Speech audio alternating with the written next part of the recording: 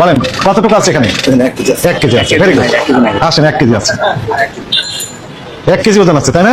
আসলে বেশি আছে। না, দেখেন বেশি আছে, 1500 গ্রাম হবে। 1500 হয়ে গেছে। 1.5 কেজি আছে। হ্যাঁ, আপনি এক কাজ করেন, একটা প্লাস্টিকের ওই যে ওরকম ইয়ে নিয়ে আসেন, কন্টেনার নিয়ে আসেন। পলিথিন দেখবেন।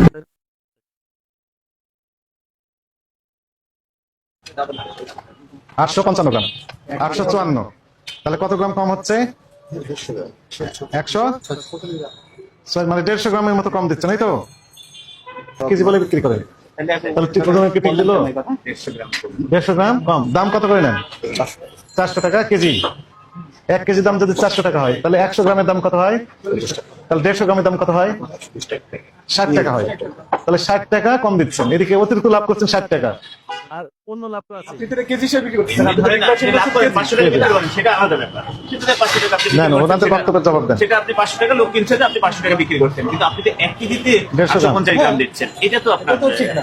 এটা তো ঠিক না। আপনি না, ঠিক কিনা অনেকে জিজ্ঞেস করেন। না, সেটাই করেন না। আপনি তো ডিক্লারেশন করছে 1 কেজি। আমরা এখন 1 কেজি কিনবো, আপনি দিলেন 850 গ্রাম। তাহলে এটা কি হলো?